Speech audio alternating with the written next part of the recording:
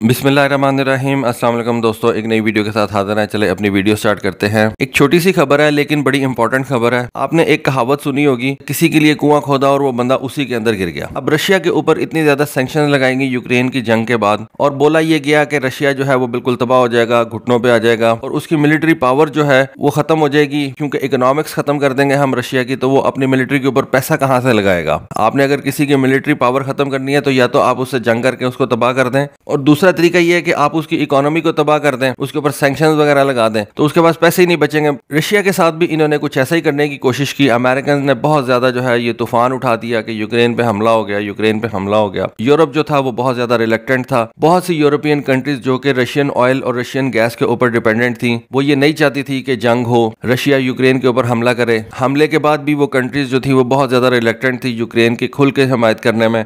लेकिन चूंकि ये तमाम कंट्रीज जो हैं ये नेटो के अंडर आती हैं, नेटो अम्ब्रेला के अंडर आती हैं, इस वजह से अमेरिकन प्रेशर की वजह से नेटो ममालिक को जो है वो यूक्रेन का साथ देना पड़ा। लेकिन रशिया के ऊपर इतना ज्यादा जो है वो फर्क नहीं पड़ा। रशिया ने अपना ऑयल डिस्काउंटेड रेट्स के ऊपर सेल करना शुरू कर दिया, और आज ये बात समझी जाती है कि रशिया की जो तेल की प्रोडक्शन और रशिया की जो तेल की सेल है वो पहले से कहीं ज्यादा है। रशिया के रेवेन्यूज में कहीं ज्यादा इजाफा हो चुका हुआ है, और रशियन इकोनॉमी को जो नुकसान पहुंचाना था अमेरिका ने, उसका उल्टा इफेक्ट हो गया, और रशियन इकोनॉमी जो है वो आज बेहतर परफॉर्म कर रही है। अब ये तो नहीं मैं कहता कि रशिया ने रिसेंट दिनों के अंदर जो उसकी इकोनॉमी थोड़ी बेहतर हुई है उसकी वजह से ये सारे प्रोजेक्ट्स जो है वो एकदम स्टार्ट कर दिए हैं, लेकिन फिर भी जब आपके पास पैसे आते हैं तो आपने अपने जो रुके हुए प्रोजेक्ट्स होते हैं उनके ऊपर आप तवज्जो देना शुरू कर देते हैं। अब पिछले एक हफ्ते के अंदर रशिया के शिप यार्ड्स ने 6 मुख्तलिफ किस्म के जो शिप्स हैं उनके प्रोजेक्ट्स को किक स्टार्ट कर दिया, और ये सारे के सारे रशिया की एक बहुत बड़ी शिप यार्ड है सेंट पीटर्सबर्ग के अंदर। वहां पे रशिया ने अपनी 2 लाडा क्लास की जो सबमरीन्स हैं उनकी कील लेइंग जो है वो स्टार्ट कर दी है। 2 उन्होंने अपने रिसर्च वेसल्स, जिनको वो प्रोजेक्ट 01382R का नाम देते हैं। अब ये जो रिसर्च वेसल्स होते हैं ना, इनके बारे में मैं आपको आगे चल के बताता हूँ, ये बड़े इंपॉर्टेंट होते हैं। उसके अलावा एक माइन स्वीपर के ऊपर जो है उन्होंने काम स्टार्ट कर दिया।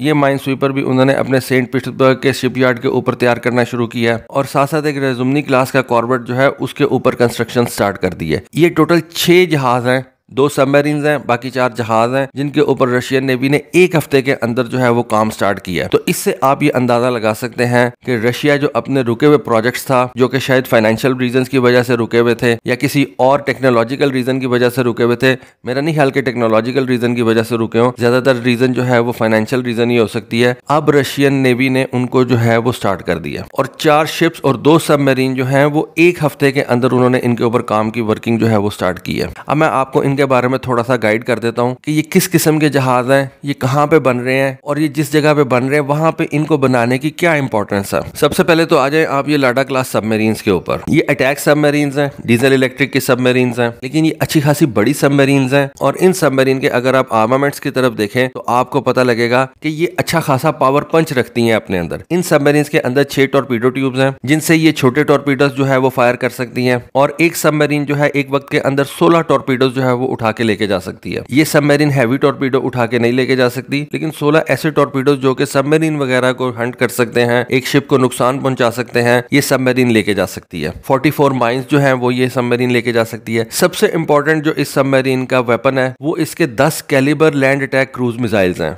या एंटी शिप क्रूज मिसाइल्स हैं। बेसिकली ये 10 क्रूज मिसाइल जो है वो उठा के लेके जा सकती है। अब वो लैंड अटैक के भी हो सकते हैं, वो एंटी शिप के भी हो सकते हैं, एंटी सबमरीन के भी हो सकते हैं, मुख्तलिफ वर्जन है उसके, लेकिन ये 10 क्रूज मिसाइल जो है ये लेके जा सकती है। और इस कैलिबर मिसाइल को इस सबमरीन का आप सबसे बड़ा वेपन कह सकते हैं। रशियन नेवी ने टोटल 12 सबमरीन्स का प्लान किया था, जिनमें से 3 जो है वो तैयार हो रही हैं, 2 कंप्लीट हो चुकी हुई हैं, और एक जो है वो ऑपरेशनल है रशियन नेवी के अंदर। उसके अलावा मैंने आपको बताया कि 2 रिसर्च वेसल्स जो है वो भी रशियन नेवी तैयार कर रही है। ये रिसर्च वेसल्स प्रोजेक्ट 03182R के तहत जो है वो बनाए जा रहे हैं। अब ये रिसर्च वेसल्स जो होती हैं ये आप इस वजह से बनाते हैं क्योंकि देखिए रशिया इस वक्त दुनिया का सबसे बड़ा मुल्क है। जितनी बड़ी कोस्टलाइन रशिया की है उतनी उसके तमाम दुश्मनों की मिला के भी जो है ना उतनी शायद कोस्टलाइन ना बनती हो। इतनी ज्यादा बड़ी कोस्टलाइन जो है वो आप रशिया की कह सकते हैं। तो इतना बड़ा होने की वजह से जहां पर रशिया को एडवांटेजेस हैं, वहां पर रशिया को ये डिसएडवांटेज भी है कि उसकी ये जिम्मेदारी जो है वो बहुत ज्यादा बढ़ जाती है।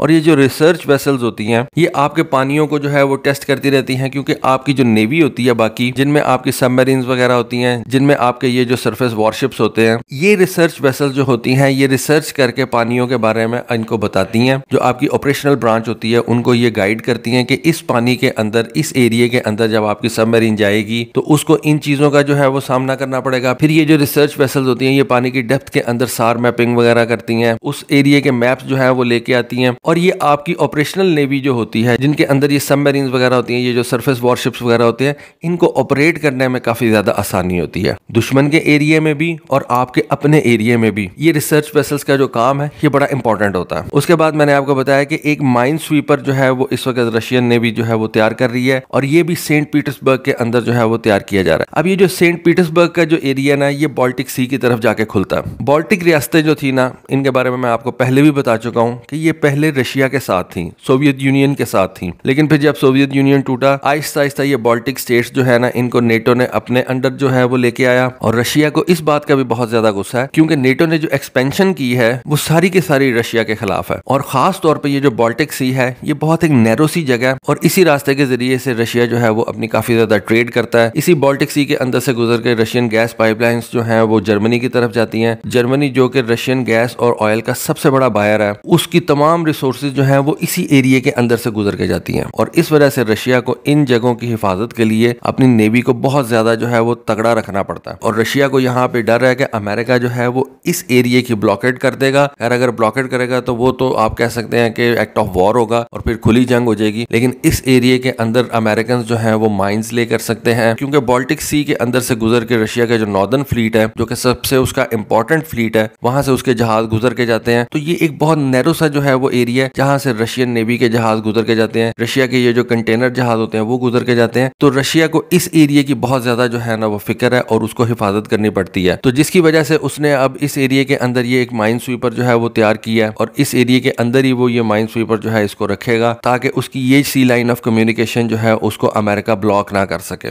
फिर रशिया जो है ये रिजुमनी क्लास की कॉर्वेट्स तैयार कर रहा है। खैर रशिया इनको कॉर्वेट्स कहता है, लेकिन अगर आप इनकी डिस्प्लेसमेंट को देखें तो वो 2500 टन की है, और हमारे जैसे कंट्रीज जो है इसको फ्रिगेट का नाम देते हैं। ये रशिया ने 8 के नंबर में प्लान किए हुए हैं, 2 जो है वो इस वक्त तैयार हो रहे हैं, एक कंप्लीट हो चुका हुआ है और एक जो है वो इस वक्त ऑपरेशनल है रशियन नेवी के अंदर। आज से तकरीबन 11 साल पहले रशिया ने इस प्रोजेक्ट के ऊपर काम स्टार्ट किया था, और 2011 में इनको जो है वो तैयार करना शुरू किया था, और पहला शिप रशिया ने 2020 के अंदर अपनी नेवी में इंडक्ट किया था। तो इस वजह से आप कह सकते हैं कि इन कॉर्वेट्स की जो तैयारी और इनकी जो इंडक्शन है रशियन नेवी के अंदर वो को बहुत ज्यादा तेज नहीं है, और अब रशियन नेवी ने ये डिसाइड किया कि वो एक रिजुमनी क्लास की जो कॉर्वेट है उसकी तैयारी शुरू करेगी। और इसके बारे में समझाया जाता है कि इस जहाज को भी रशिया जो है वो अपने नॉर्दर्न फ्लीट के अंदर इंडक्ट करेगा। रशिया की जो मेन इस वक्त कंसर्न्स हैं वो उसका नॉर्दर्न फ्लीट है जिसकी जिम्मेदारी नेटो ममालिक की है, और दूसरा उसका एक पैसिफिक फ्लीट है जहां पे उसकी जिम्मेदारियां जो हैं वो जापान की साइड पे हैं। लेकिन रशियन नेवी का जो मोस्ट इंपॉर्टेंट फ्लीट है वो उसका नॉर्दर्न फ्लीट है, और ज्यादातर रशियन नेवी की जो कॉन्सेंट्रेशन है वो उसके नॉर्दर्न फ्लीट की तरफ ही है। तो जैसा कि मैंने आपको बताया कि रशिया ने सिर्फ एक हफ्ते के अंदर अपने 4 प्रोजेक्ट्स के 6 जहाज जो हैं उनको स्टार्ट किया। तो ये बात हमें नजर आ रही है कि अपनी इकोनॉमी में थोड़ी सी बेहतरी के बाद रशियन नेवी अपने रुके हुए प्रोजेक्ट्स को जो है वो किक स्टार्ट कर रही है, और इस बात का फायदा उठाते हुए इन प्रोजेक्ट्स को कंप्लीट करने के बारे में काफी ज्यादा जो है वो पुरुमीद है। तो दोस्तों ये थी आज की वीडियो, ये थी आज की इन्फॉर्मेशन। होपफुली आपको पसंद आई होगी। कमेंट सेक्शन में अपनी राय से जरूर आगाह कीजिएगा। आज के लिए बस इतना ही। Thank you. Allah Hafiz.